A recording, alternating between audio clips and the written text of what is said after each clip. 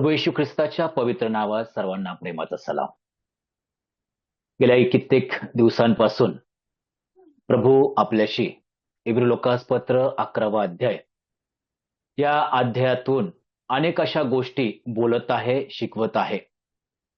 आणि माझा विश्वास आहे की माझ्याच नव्हे तर तुमच्याही जीवनात या वचनांच्या द्वारे, या संदेशांच्या द्वारे, या बोधांच्या द्वारे निश्चित परिवर्तन झाले असेल किंवा त्या विश्वासात वृद्धी झाली असेल.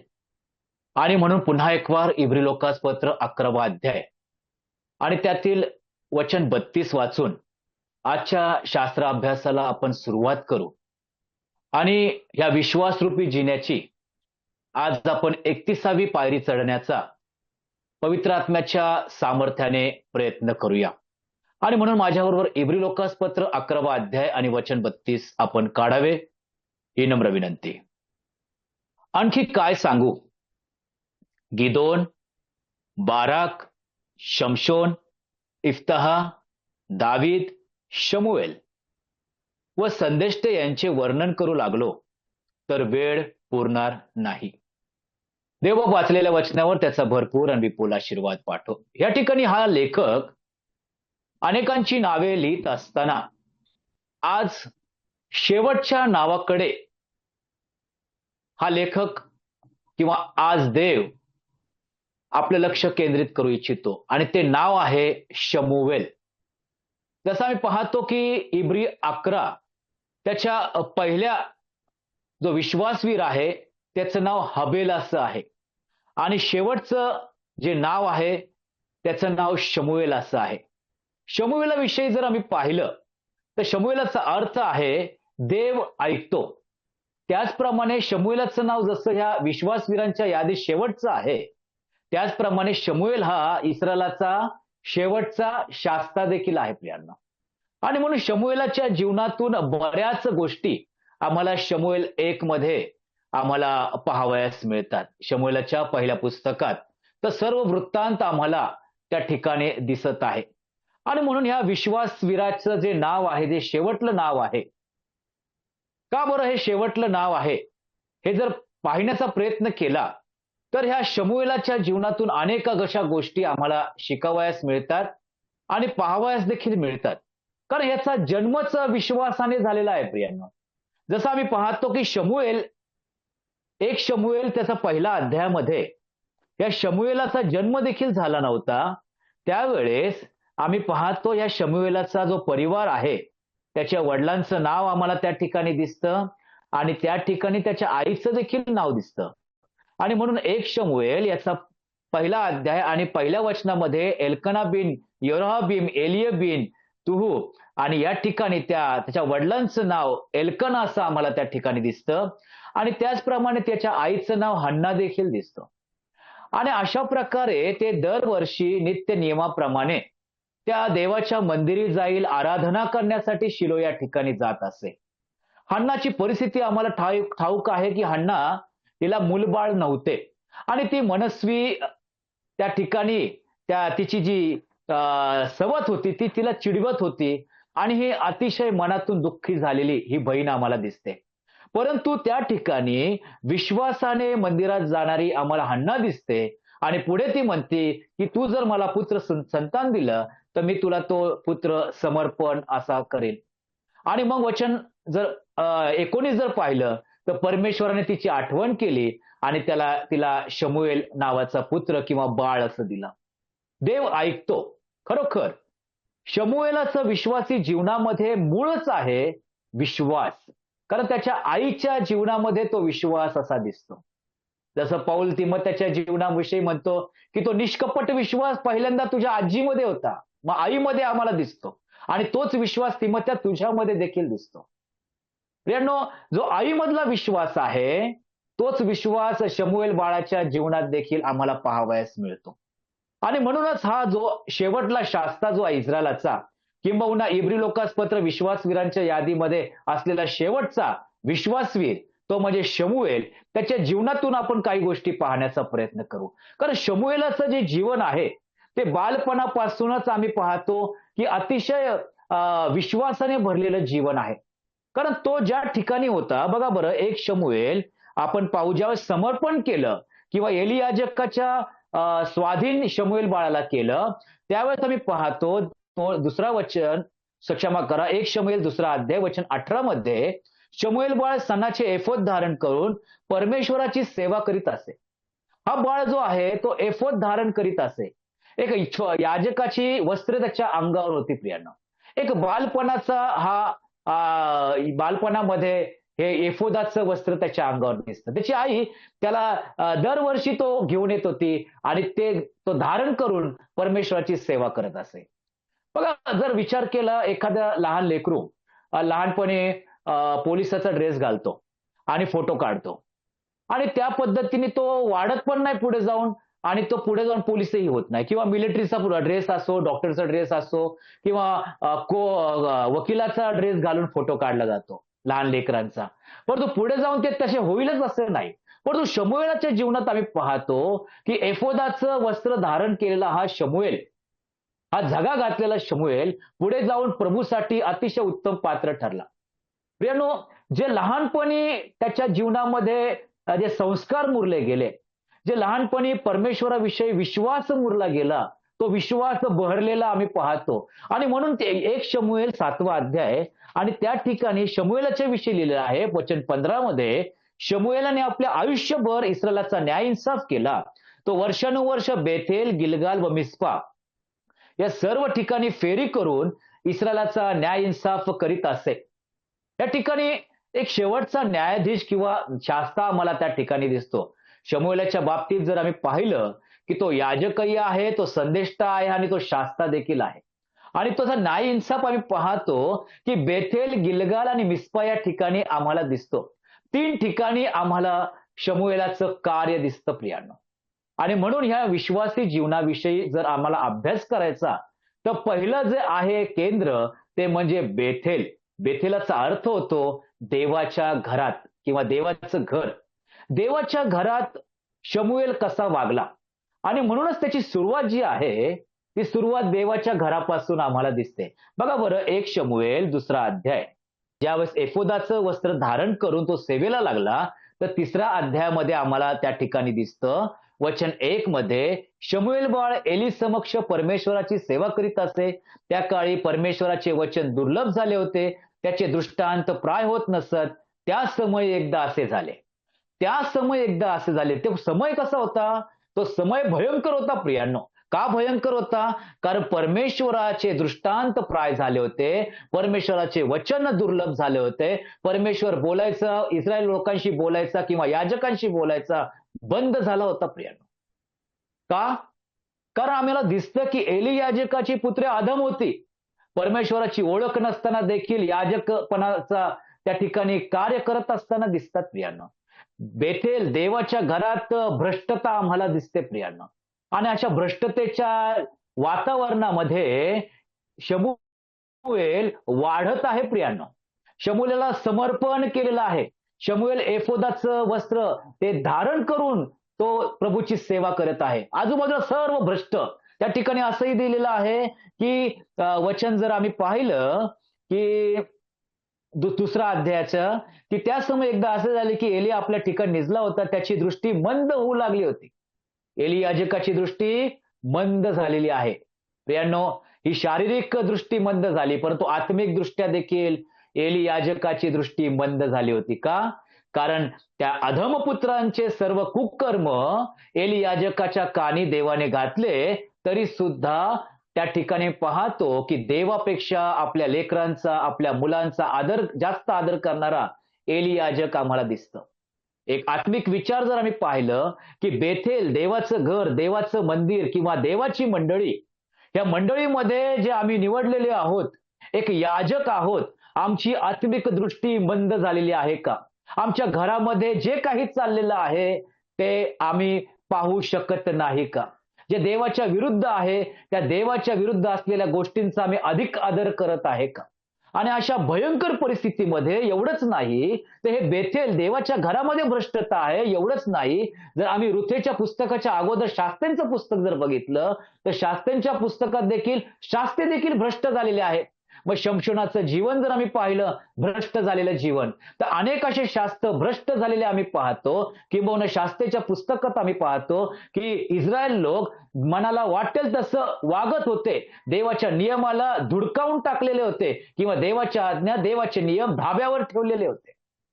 आणि अशा कठीण आणि भ्रष्ट अशा परिस्थितीमध्ये एक बालक वाढत आहे प्रियांनो. प्रभूने अशा परिस्थितीमध्ये हन्नाची आठवण केली. प्रभूने अशा परिस्थितीमध्ये एक व्यक्ती उभा करण्यासाठी हन्नाला शमूएल दिला प्रियांनो. आणि म्हणून प्रभूचं वचन सांगतं, शमूएलाची सेवा 1 बेथेल, 2 गिलगाल आणि 3 मिस्पा या ठिकाणी आम्हाला दिसते. वेळेअभावी तिन्ही गोष्टी आम्ही घेऊ शकणार नाही. परंतु बेथेलाविषयी तर आम्ही बघितलं तर या ठिकाणी अध्याय 3 मध्ये देवाच्या घरात शमूएल कसा वाढत होता. आणि म्हणून ह्या शमूएलाच्या द्वारे आज आम्ही देवाच्या घरात कशा प्रकारे वागत आहोत, राहत आहोत, वाढत आहोत आणि या सहवासामध्ये असताना आम्ही भ्रष्टतेमध्ये आहोत का पवित्रतेने जीवन जगत आहोत, हे मोठं प्रश्नचिन्ह आम्हाला या ठिकाणी प्रभू सांगत आहे. पहिला मुद्दा आम्हाला या ठिकाणी दिसत आहे वचन 2 मध्ये, 1 शमूएल 3 अध्याय वचन 2 मध्ये, त्या समयी एकदा असे झाले. एका दिवसाची किंबहुना एका रात्रीविषयी प्रभू बोलत आहे. काय बोलत आहे की एली आपल्या ठिकाणी निजला होता, त्याची दृष्टी मंद होऊ लागली होती म्हणून त्यास दिसत नव्हते. एक एली याजक आपल्या ठिकाणी निजला होता. त्याने आपलं स्थान निवडलं होतं. त्याने आपल्या मनाने आपलं स्थान निवडलं होतं. परंतु शमूएल कुठे आहे? देवाचा दीप अजून मालवला नव्हता आणि शमूएल परमेश्वराच्या मंदिरात, 1 जेथे देवाचा कोश होता, 2 तेथे निजला होता. एली याजकाने आपली जागा निवडली आणि शमूएलाने देखील आपली जागा निवडली. आज प्रियांनो, आम्ही कोणती जागा निवडत आहे? एली याजकाने आपली जागा निवडली. मनाला वाटेल तिथे मी निजेल, मला कुणीही रोकटोक करणार नाही. परंतु शमूएल म्हणतो की मी जागा निवडली. ती कुठे निवडली? की देवाचा कोश आहे त्या ठिकाणी मी झोपणार. आज माझी जागा कोणती आहे? शमूएलाची जागा देवाच्या कोशाजवळ आहे, देवाच्या मंदिरामध्ये आहे. पहिला मुद्दा आम्हाला या ठिकाणी दिसतो की निजलेला शमूएल. का निजलेला शमूएल? कारण शमूएलाची ही इच्छा आहे की मी दिवसा देखील देवाच्या कोशापाशी आणि रात्री देखील देवाचा कोशापाशीच असावं. 24 तास मी देवाच्या कोशापाशी असावं, 24 तास मी देवाच्या सहवासात असावं. आणि म्हणून तर स्तोत्रकर्ता म्हणतो पहिल्या स्तोत्रामध्ये की जो दिवस रात्र नियमशास्त्रामध्ये रमतो तो धन्य. त्या धन्यतेचा आशीर्वाद शमूएलाला आहे प्रियांनो. पण एली याजकाने काय केलं? एक तर दृष्टी बंद झाली होती, आपल्या लेकरांचा अधिक आदर केला, परमेश्वराचा कमी आदर केला आणि आपली जागा निवडली. आणि तो कोशापासून दूर आहे का? कारण कुठेतरी देवापासून त्याचं अंतर वाढत चाललेलं आहे प्रियांनो. ज्यावेळेस आम्ही देवाविरुद्ध वागतो, देवाच्या शब्दाला मान देत नाही, तर बरोबर आम्ही देवापासून दूर जावयास लागतो प्रियांनो. परंतु शमूएल तो निजलेला कुठे आहे? देवाच्या कोशापाशी. प्रियांनो, आज शमूएल आम्हाला सांगत आहे, आम्ही ज्या विश्वासी जीवनात जगत आहे, तर आमचं निजणं असो, उठणं असो, तर देवाबरोबर असो. कारण त्या देवाला सर्व काही ठाऊक आहे. आमचं निजणं, उठणं सर्व काही तो पाहतो. आमच्या मुखातून येणारा जो शब्द आहे, तो निघण्याच्या अगोदर त्याला ठाऊक आहे प्रियांनो. प्रत्येक गोष्ट आमची त्याला ठाऊक आहे. तर त्या देवाबरोबरच आम्हाला राहणं अतिशय महत्वाचं आहे. त्या ठिकाणी निजलेला शमूएल आम्हाला त्या ठिकाणी दिसतो. आणि म्हणूनच स्तोत्रसंहिता 27वा स्तोत्रामध्ये हा स्तोत्रकर्ता म्हणतो, माझ्यावर काढा 27 स्तोत्र, आणि त्या ठिकाणी वचन 4 आम्हाला सांगत आहे की आयुष्यभर त्या ठिकाणी तो म्हणत आहे की परमेश्वराच्या घरात माझी वस्ती व्हावी, म्हणजे मी परमेश्वराचे मनोहर रूप पाहत राहीन आणि त्याच्या मंदिरात ध्यान करीन.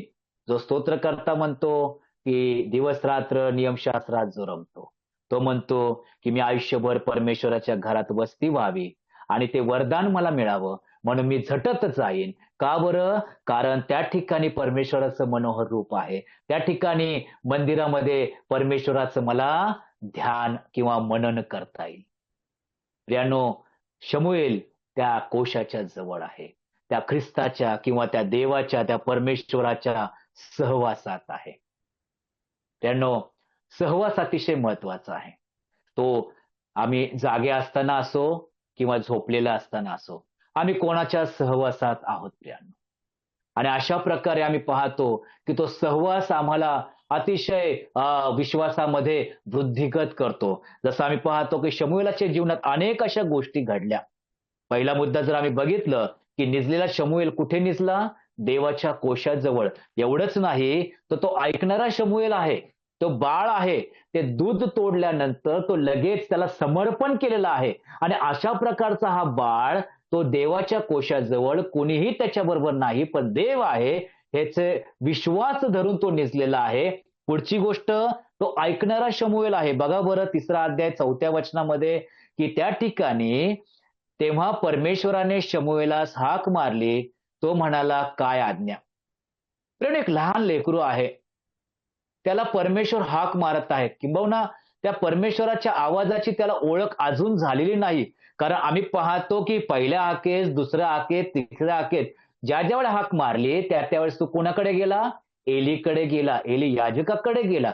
परंतु एक आहे, ज्या ठिकाणी निजलाय त्या ठिकाणी त्याला ऐकू येत आहे प्रियांनो. त्याला परमेश्वराचा आवाज येत आहे प्रियांनो. आवाज कुठे आहे? आवाज परमेश्वराच्या घरात आहे. जर परमेश्वराच्या कोशापासून मी दूर निजलो, तर एली याजकाला तो आवाज येणार नाही प्रियांनो. जेवढं मी परमेश्वरापासून दूर जाईल, तोपर्यंत त्याचा आवाज माझ्यापासून दूर दूर जाईल. आवाज देवाच्या कोशाजवळ आहे. त्या ठिकाणी एक लेकरू रात्रीच्या वेळेस झोपलेला असताना आवाज ऐकतो आणि काय उत्तर आहे त्याचं? काय आज्ञा? काय प्रामाणिक आहे, काय नम्रता आहे, काय लीनता आहे शमूएलाच्या जीवनात. एक विश्वासी जीवनाचे जी आत्म्याची जी फळं आहेत, त्या ठिकाणी आम्ही पाहतो की निष्पन्न होणारे फळ प्रीती, सहनशीलता, नम्रता, इंद्रिय दमन, या सर्व गोष्टी ज्यावेळेस आम्ही पाहतो त्या कधी होणार? आत्म्याच्या जवळ आहे. आत्मा कुठे आहे? आत्मा आमच्यामध्ये आहे प्रियांनो. आणि त्या आत्म्याला ज्यावेळेस आम्ही कार्य करून देईल त्यावेळेस आपोआप ही फळं आम्हाला या ठिकाणी दिसतात. परंतु प्रभूचा दास पौल म्हणतो, या आत्म्याला विझू देऊ नका. अनेक वेळा आम्ही आत्म्याला खिन्न करतो प्रियांनो. आम्ही देवाच्या आत्म्याजवळ आहे, परंतु खिन्न करणारे जीवन आम्ही जगत असताना त्या ठिकाणी पाहतो देवाच्या कोशाजवळ आवाज ऐकू येत आहे आणि काय आज्ञा. त्या ठिकाणी तो पळाला आणि 3 वेळा त्या ठिकाणी आम्ही पाहतो की त्या हाकेचा त्याला कंटाळा आला नाही. आज बेथेल देवाच्या घरामध्ये देवाच्या शब्दाचा कंटाळा आलेला आहे का? प्रियांनो, खूप गंभीर गोष्ट आहे. शमूएल म्हणतो या विश्वासी जीवनामध्ये मी लहान असताना मी देवाच्या कोशाजवळ निजलो एक, परंतु देवाचा आवाज मी बेथेलमध्ये ऐकला आणि तो वारंवार ऐकला. एकदा ऐकला, दोनदा ऐकला, तीनदा ऐकला. मला कंटाळा आला नाही. कारण त्या आवाजामध्ये फक्त माझंच नाव होतं, शमूएला, शमूएला, शमूएला, शमूएला. प्रियांनो, अनेक वेळा मंदिरामध्ये माझ्या नावाचा आवाज येतो. प्रभू माझ्याविषयी बोलू इच्छितो, परंतु अनेक वेळा प्रभू माझे दोष असेल किंवा मला पाचारण असेल तर अनेक वेळा कंटाळा देखील येऊ शकतो प्रियांनो. परंतु हा विश्वासी दास प्रभूचा जो आहे तो म्हणत आहे, मला कंटाळा आला नाही त्या नावाचा. मी उठलो आणि एली याजकाकडे गेलो. मी रात्रभर तो आवाज ऐकत राहिलो आणि मी त्या देवाच्या कोशाजवळ तो आवाज येतो म्हणून मी जागा बदलली नाही. मी पुन्हा त्या देवाच्या कोशाजवळ गेलो, पुन्हा आवाज ऐकला, पुन्हा त्या ठिकाणी उठलो. दुसरा मुद्दा की त्या ठिकाणी ऐकणारा शमूएल. यशायाच्या ग्रंथात 50व्या अध्यायाच्या 4थ्या वचनामध्ये देवाचा दास यशाया लिहितो की शिष्यांप्रमाणे ऐकावे म्हणून त्याने माझे कान उघडले आहे. यानं आम्हाला हे जे कान दिलेले आहेत ते प्रभूने ऐकण्यासाठी दिलेले आहेत. परंतु दुःखाची गोष्ट प्रभू येशू ख्रिस्त शुभवर्तमानामध्ये म्हटला की ज्याला कान आहे ते ऐको. का? प्रभूला त्या ठिकाणी त्यांचे कान दिसत नव्हते का? परंतु आत्मिकरित्या ते मंद झालेले आम्ही पाहतो. बेथेलमध्ये आम्ही ऐकणारे, शमूएलासारखे ऐकणारे दास आहोत का प्रियांनो? एक विश्वासी जीवन जगत असताना आम्ही ऐकणारे विश्वासी असणं अतिशय महत्वाचं आहे. योहान कृष्ण वर्तमान 1 अध्याय 36व्या वचनामध्ये त्या ठिकाणी पाहतो की आदल्या दिवशी देखील तोच संदेश, हा पहा जगाचे पाप हरण करणारा देवाचा कोकरा. पुन्हा दुसऱ्या दिवशी 36व्या वचनामध्ये तोच संदेश, हा पहा देवाचा कोकरा. प्रियांनो, त्यांना कंटाळा आला नाही देवाच्या या दासाकडून आलेल्या वाणीचा. त्या दुसऱ्या दिवशी देखील तीच वाणी आणि त्या ठिकाणी दोघे जण, एक आंद्रिय आणि दुसरा योहान, प्रभूच्या मागोमाग गेले आणि आनंदाची गोष्ट की त्यांना मशिहा सापडला. प्रियांनो, ज्यावेळेस आम्हाला शब्दाचा कंटाळा येईल, देवाच्या वाणीचा कंटाळा येईल, आम्हाला काही एक सापडणार नाही. परंतु ज्या वेळेस आम्ही पाहतो की शमूएलला कंटाळा आला नाही, तर प्रभूचं दर्शन त्याला घडलेलं आहे. आज बेथेलमध्ये आम्हाला त्या वाणीचा कंटाळा येऊ नये. प्रेषितांचे कृत्य 12वा अध्याय, प्रेषित 12 आणि वचन 12 ते 16 हा मोठा भाग आहे. परंतु त्या ठिकाणी एका मुलीचा वृत्तांत आम्हाला त्या ठिकाणी दिसत आहे आणि त्या मुलीचं नाव आहे रुदा.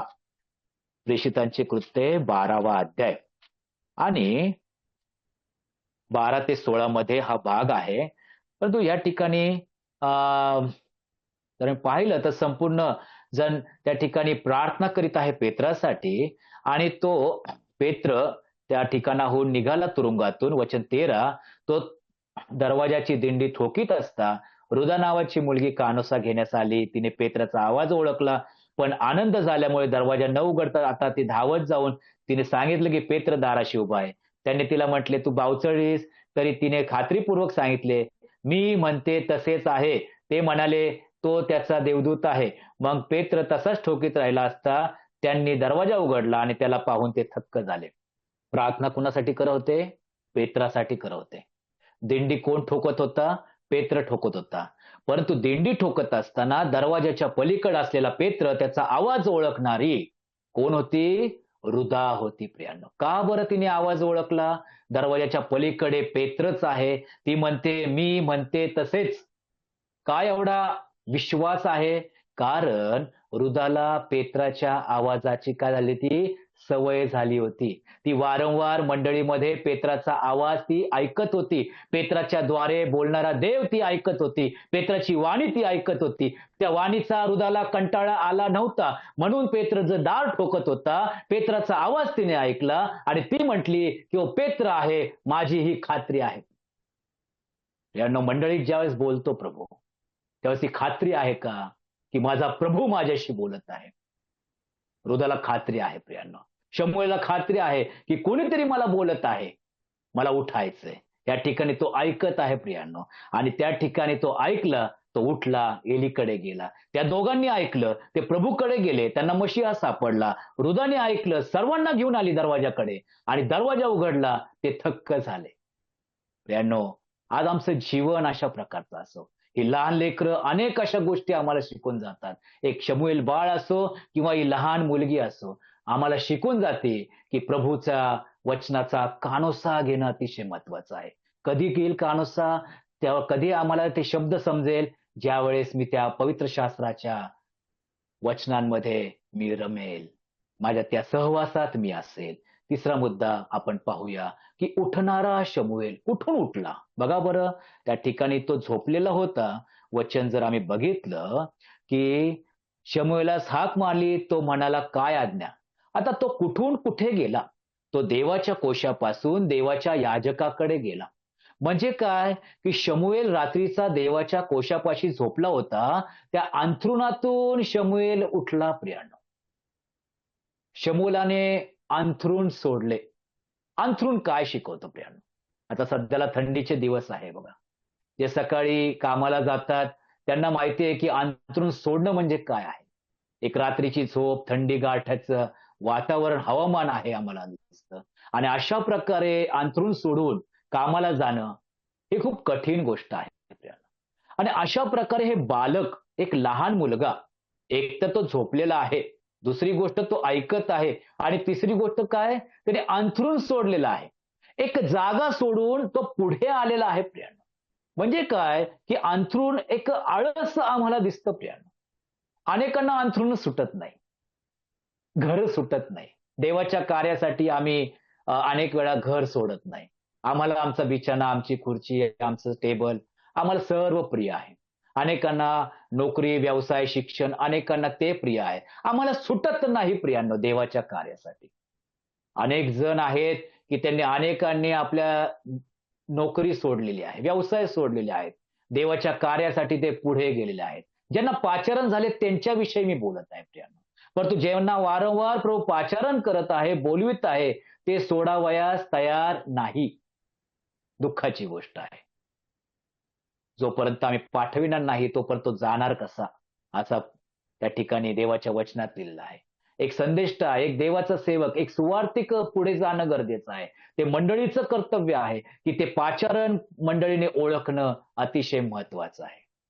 तो उठला आणि तो एलीकडे गेला. त्याने अंथरूण सोडलं. बघा बरं त्या ठिकाणी आम्हाला दिसतं मार्क शुभवर्तमानामध्ये 10वा अध्याय आणि 49 त्या वचनांमध्ये आम्हाला दिसतो एक आंधळा आहे, बार्तिमय नावाचा आंधळा आहे आणि वाटेवर भीक मागत आहे. त्या ठिकाणी प्रभू येशू ख्रिस्त चाललेला आहे. त्याच्या मागे भरपूर मोठा समुदाय चाललेला आहे. आणि अशा प्रकारचे समुदायामध्ये जात असताना त्यावेळेस काही डांबरीकरण नव्हतं. आणि धुलीकण उडत असेल, धूळ उडत असेल, त्या बिचाऱ्या त्या आंधळाच्या नाकातोंडात देखील जात असेल. त्याच्या अंगावर ते धूळ उडत होती प्रियानो, डोक्यात धूळ असेल. आणि अशा परिस्थितीमध्ये तो प्रश्न करतो कोण आहे? त्याला सांगण्यात येतं नासरेतकर येशू. तो म्हणाला, अहो दाविदाचे पुत्र मजवर दया कर. अहो दाविदाचे पुत्र मजवर दया कर. त्याची वाणी प्रभूपर्यंत गेली. प्रभूने त्याला बोलवलं. परंतु त्या ठिकाणी वचनात असं लिहिलं आहे, त्याने आपलं वस्त्र सोडलं. ज्या वस्त्रावर तो इतक्या वर्ष बसला होता, ते वस्त्र त्याने सोडलं. त्या वस्त्र मळलेलं होतं प्रियानो. त्या वस्त्राच्या खाली कदाचित ती भीक त्यांनी ठेवलेली होती. लोकांनी केलेले उपकार ठेवलेले होते आणि अशा प्रकारे एक दलिद्री असा किंवा दीन झालेला हा बार्तिमय आम्हाला दिसतो. त्याने वस्त्र सोडलं. त्याने वस्त्र आपल्या हातात घेतलं आणि पळाला असं नाही प्रियानो. ते वस्त्र सोडून तो ख्रिस्ताकडे गेलेला आहे. तो अंधकारातून त्या प्रकाशाकडे गेला. प्रभू म्हटला, तुला काय पाहिजे? तुझी काय इच्छा आहे? तो म्हणाला नाही भौतिक गोष्टी पाहिजे. तो म्हणाला, आम्हाला दृष्टी द्या. तो एवढंच नाही म्हणा, तो पुन्हा दृष्टी द्या असं म्हणाला. पुन्हा दृष्टी द्या म्हणजे काय? की त्याला अगोदर दृष्टी कदाचित असू शकते. काही कारणास्तव ती दृष्टी गेलेली देखील असेल. प्रियानो, पुन्हा दृष्टी द्या याचा अर्थ काय? कारण पावलेल्यांना अंधकारातून प्रकाश मिळालेला आहे. परंतु पापामध्ये ज्यावेळेस आम्ही बरबरलेलं जीवन जगतो, त्यावेळेस पुन्हा एकदा आत्मिकदृष्ट्या आम्ही अंध होतो प्रियांनो. आणि म्हणून रोज आणि रोज त्या पुन्हा दृष्टी द्या प्रभूजी असं म्हणणारं जीवन असणं गरजेचं आहे. कारण पाऊल म्हणतो, मला जे करायचं ते होत नाही आणि जे करायचं नाही तेच माझ्या जीवनातून या देहातून होत आहे. हे देह पापाने बरवटलेला आहे प्रियांनो. पुन्हा दृष्टी द्या. या ठिकाणी तो उठणारा शमूएल, तो उठणारा बार्तिमय आम्हाला दिसतो. यरीहोच्या विषयी आम्ही यहोशुआच्या पुस्तकात दिसतं 6वा अध्याय 26 वचन, की यरीहो शापभ्रष्ट झालेले आहे, शापित झालेले आहे. त्या शापित भूमीवरून हा बार्तिमय उठला आहे. प्रियांनो, आजही त्यांचं तारण झालेलं नाही, जे आजही त्या पापाच्या मलिनतेच्या वस्त्रावर बसलेले आहेत. प्रभू आज म्हणत आहे, की उठ, मी तुला बोलवित आहे. मी तुला आवाज देत आहे. मी तुझ्या नावाने मी तुला बोलवत आहे. ते उठणं गरजेचं आहे. शमूएल बाळा उठला, आपलं अंथरूण सोडलं. बार्तिमायने आपलं ते वस्त्र, मळलेलं वस्त्र त्याने सोडलं आणि पुढे काय पाहतो आम्ही? त्या 3ऱ्या अध्यायातच 1 शमूएल 3रा अध्याय वचन 5. बघा बरं. मग तो एलीकडे धावत जाऊन म्हणाला, काय आज्ञा? रात्रीची वेळ आहे प्रियांनो. एक लहान बालक निजलेलं आहे, ऐकत आहे आणि त्या ठिकाणी तो उठत देखील आहे अंथरुणामधून. परंतु पुढे काय? तो धावत आहे प्रियांनो. धावत आहे म्हणजे काय? की तो पळत आहे. आज बघा बरं, तुम्ही आणि मी रात्री 3 वाजता जर उठलो आपण, तर आम्ही धावल का? आमच्या पायामध्ये तेवढं बळ असेल का? या विश्वासी जीवनामध्ये बळ किती आहे बघा बरं. एक लहान बालक आम्हाला शिकवत आहे, की काय आज्ञा म्हणजे काय? आज्ञा पालनासाठी सरसावलेला, आज्ञा पालनासाठी धावणारा शमूएल आम्हाला त्या ठिकाणी दिसतो. प्रियांनो, आज्ञा पालनासाठी आम्ही धावत आहोत का? बघा बरं, स्तोत्रसंहिता 119 आणि वचन 32 मध्ये हा स्तोत्रकर्ता म्हणतो, तू माझे मन विकसित करीतो, तू माझे मन विकसित करीतो. म्हणजे काय? माझं मन जे आहे तू विकसित केलेलं आहे. कशाने? तुझ्या वचनाने, तुझ्या आज्ञाने, तुझ्या बोधाने, तुझ्या संदेशाने विकसित केलेलं आहे. ते अविकसित नाहीये, ते विकसित आहे. आणि त्या ठिकाणी तो म्हणतो, तेव्हा मी तुझ्या आज्ञांच्या मार्गाने धावतो. ज्यावेळेस विश्वासणाऱ्यांचं मन विकसित होतं, त्यावेळेस आज्ञा पालनासाठी तो धावतो प्रियानो. परंतु विश्वासणाऱ्यांचं मन विकसित होत नाही, त्यावेळेस धावणारे पाय आम्हाला, धावणारे विश्वासी आम्हाला दिसत नाही. आज्ञा पालनासाठी आम्ही किती धावतो. कालच आपण आठवड्याचा पहिला दिवस मेजामध्ये सहभागी होण्यासाठी आम्ही किती धावलो, हा प्रश्न आम्ही स्वतःला करूया. या ठिकाणी आम्ही पाहतो की तो धावला. मत्तेकृष्ण वर्तमानामध्ये 28व्या अध्यायामध्ये आम्ही पाहतो की काही बहिणी त्या ठिकाणी आम्हाला दिसतात. बघा बरं, 28वा अध्याय काढा, मत्तेकृष्ण वर्तमान, आणि त्या ठिकाणी 5 ते 8 मध्ये आम्हाला त्या गोष्टी पाहतो की देवदूताने त्या स्त्रियास म्हटले, तुम्ही भिवू नका, वधस्तंभावर खिळलेल्या ख्रिस्ताचा शोध तुम्ही करीत आहात, हे मला ठाऊक आहे. तो येथे नाही, कारण त्याने सांगितल्याप्रमाणे तो उठला आहे. या तो निजला होता, ते हे स्थळ पहा, आणि लवकर जाऊन त्याच्या शिष्यास सांगा की तो मेलेल्यातून उठला आहे. पहा, तो तुमच्या आधी गालीलात जात आहे, तेथे तो तुमच्या दृष्टीस पडेल. पहा, मी तुम्हास हे सांगितले आहे. तेव्हा त्या स्त्रिया भीतीने व हर्षतिशयाने कबरेपासून लवकर निघून त्याच्या शिष्यास हे वर्तमान सांगावयास धावत गेल्या. रमत गमत गेल्या नाही, गप्पा मारत गेल्या नाही प्रियांनो, धावत गेल्या शुभवर्तमान सांगण्यासाठी. थकलेल्या स्त्रिया आहेत प्रियांनो. कारण वधस्तंभावर खिळलेला ख्रिस्त त्यांनी पाहिलेला आहे. ते तशाच उभ्या होत्या. ते वधस्तंभावरचा खिळलेला ख्रिस्त तागाच्या वस्त्रात गुंडळताना ते पाहत आहे.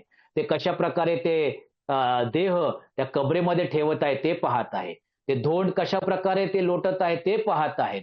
मग नंतर त्या ठिकाणी पाहतोय की शब्बाताची सुरुवात होत होती, म्हणून ते बाजारपेठमध्ये जाऊन ते सुगंधी मसाले घेत आहे. त्या ठिकाणी ते शांत आहेत. त्या ठिकाणी आम्ही पाहतो की ते द्रव्य घेऊन, सुगंधी मसाले घेऊन ते पुन्हा धावत धावत त्या कबरेकडे आले. परंतु ज्यावेळेस शुभवर्तमान समजलं, त्यावेळेस ते धावत त्या शिष्यांकडे गेलेले आहेत.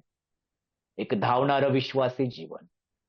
एक लहान लेकरू आम्हाला सांगत आहे, प्रभूच्या आज्ञा पालनासाठी, प्रभूची वाणी ऐकल्यानंतर मी धावत आहे. तो धावत एली याजकाकडे गेला. या स्त्रिया धावत कबरेकडे गेल्या. या धावत शिष्यांकडे परत गेल्या. आणि जो धावतो त्याचा परिणाम काय होतो बघा बरं. वचन जर बघितलं, 9वं वचन, की मग पहा, येशू त्यास भेटून म्हणाला, कल्याण असो. त्यांनी जवळ जाऊन त्याचे चरण धरून नमन केले. काय झालं? प्रभूने त्यांची भेट घेतली. प्रभूने त्यांना आशीर्वादित केलं, कल्याण असो. आणि त्या ठिकाणी त्यांनी जवळ जाऊन त्याचे चरण धरून नमन केले. प्रभूला त्यांनी स्पर्श केला प्रियांनो. प्रभूला त्यांनी आराधना चढवली, त्याला नमन केलं. प्रभू त्यांच्याशी बोलला. प्रभूने त्यांना आशीर्वादित केलं.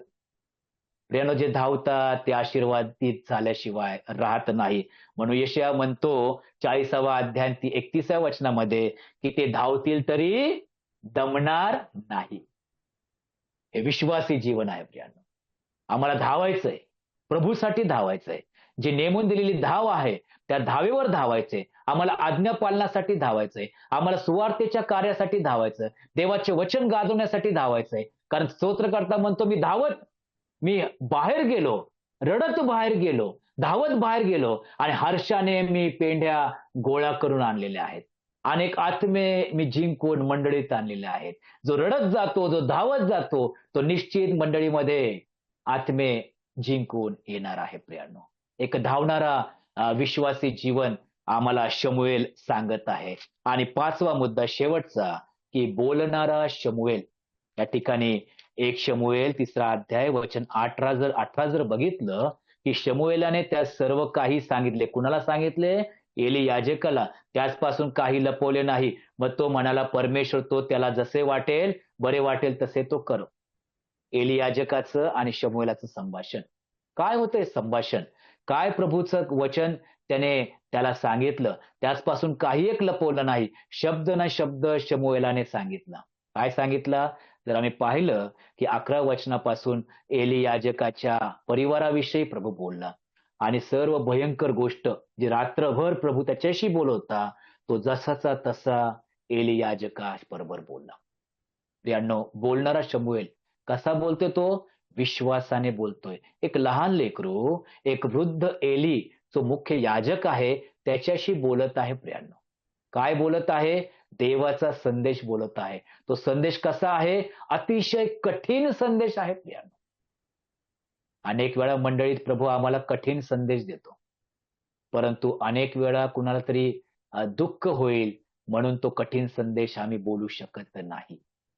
परंतु शमूएल म्हणतो, जे देवापासून मला मिळालं तेच मी सांगत आहे. ते हे की त्या ठिकाणी तुझा परिवार हा नष्ट होणार आहे.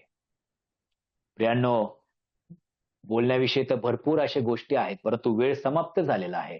परंतु हा बालक आम्हाला सांगतो, की बेथेलमध्ये माझं विश्वासी जीवन काय आहे? गिलगालमध्ये माझं विश्वासी जीवन काय आहे? मिस्पामध्ये माझं विश्वासी जीवन काय आहे? तर आज फक्त एकच बघितलं, की बेथेलमध्ये विश्वासी जीवन, मंडळीमध्ये विश्वासी जीवन. एक बालक आम्हाला सांगत आहे. काय आहे? की बेथेल एक सहवासाचं केंद्र आहे. प्रभूच्या बरोबर आमचा सहवास आहे. मी दिवसा देखील प्रभूमध्ये आणि रात्री निसताना देखील प्रभूच्या सहवासात असावं, ही शमूएलाची इच्छा आहे. त्या ठिकाणी परिस्थिती भयंकर आहे. अधम असे पुत्र आहेत आणि त्यांचे कुकर्म न ऐकणारा एली याजक आहे. अशा परिस्थितीमध्ये घडणारा शमूएल आहे प्रियांनो. का? कारण तो विश्वासाने जन्मलेला आहे. तो विश्वासाने समर्पित केलेला आहे आणि म्हणून तो विश्वासाने घडत आहे प्रियांनो. परिस्थिती भयंकर आहे, तरी सुद्धा तो देवाच्या कोशाजवळ आहे. त्याला माहिती आहे, की एक दिवस माझा प्रभू माझ्याशी बोलेल. परिस्थिती किती भयंकर असली, प्रभू सर्वांशी नाराज आहे, पण त्याचा विश्वास आहे, की प्रभू माझ्याशी आज बोलणार आहे. तो निजलेला शमूएल आम्हाला प्रभू दाखवत आहे. ऐकणारा शमूएल दाखवत आहे, की वारंवार प्रभूची वाणी आली, पण त्याला कंटाळा आला नाही. त्याने आपलं अंथरूण सोडलं. तो उठणारा शमूएल आम्हाला दिसतो, की आज आम्ही अनेक अशा गोष्टी सोडून त्यातून उठणे गरजेचं आहे. जर आम्ही त्या ठिकाणी उठलो नाही, तर आम्हाला प्रभू पाचारण करणार नाही. पुढच्या गोष्टी प्रभू आमच्याशी बोलणार नाही. शमूएलाशी अनेक अशा गोष्टी प्रभू बोलला. कारण का? तर त्याने अंथरूण सोडलं. का बरं त्या बारतिमाईच्या जीवनात प्रकाश आला? कारण त्याने ते भयंकर वस्त्र, मलिनतेचं वस्त्र सोडलं आणि म्हणून त्याच्या जीवनात प्रकाश आला आणि त्या डोळ्यांनी ख्रिस्ताला पाहिलं प्रियांनो. चौथी गोष्ट, की धावणारा शमूएल विश्वासी जीवन कसं असावं? आज्ञा पालनासाठी धावणारा असावं. आम्हाला धावणं अतिशय महत्वाचं आहे.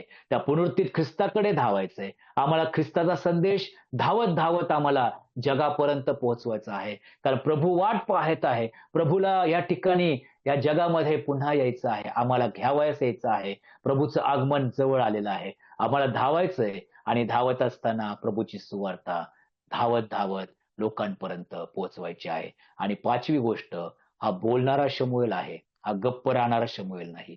बेथेलमध्ये जे चुकीचं आहे, त्या ठिकाणी चूक दाखवणारा हा शमूएल आहे. तुम्हाला माहितीये का? पेत्राची चूक दाखवणारा कोण होता? पाऊल होता. कारण पेत्र काय करत होता, की इतरांबरोबर बसत होता. परराष्ट्रीयांबरोबर बसत होता. परंतु जसे यहुदी येत होते, त्यावेळेस तो वेगळा होत होता. एक वेगळं जीवन जगत होता. परंतु पाऊलाने पेत्राचा दोष दाखवला. तू चुकीचं करत आहेस. आणि त्या दिवसापासून पेत्र परराष्ट्रीयांमध्ये देखील त्याचं उठणं बसणं होतं आणि यहुदी लोकांबरोबर उठणं बसणं होतं. प्रियांनो, बोलणारा शमूएल कुठे बोलतोय? बेथेलमध्ये बोलतोय. आज प्रभूपासून जे काही मला मिळालं, तेच मला बेथेलमध्ये बोलायचं आहे. मग एली याजकासारखे मोठे कोणी असलं, तरी सुद्धा संदेश जो आहे, तो प्रभूकडून जो आला, जो जसाचा तसा मला मंडळीत द्यायचा आहे. हे आम्हाला हा शमूएल शिकवत आहे. आणखी काय सांगू? शमूएलाचं विश्वासी जीवन. आज आम्ही या 32व्या अध्यायात वचनातून 31वी ह्या जीवन विश्वासी रूपी जिन्याची पायरी चढलेलो आहोत. हा या सत्राचा किंवा ह्या विश्वास संदेशाचं जे काही वेगवेगळे आपण संदेश पाहिलेले आहेत, हा एक सेकंडला संदेश आहे. येणाऱ्या दिवसामध्ये जो एक शेवटचा संदेश असेल आणि 32 वचन आणि 32 संदेश हे पूर्ण होतील. देवा करो या सर्व गोष्टी समजण्यास आणि त्यातून एक उभारलेलं विश्वासी जीवन जगण्यास प्रभू तुमचं आणि माझं सहाय्य करो. प्रभूने पुरवलेल्या शब्दांबद्दल आणि विचारांबद्दल मी प्रभूचे मनापासून आभार मानतो. धन्यवाद.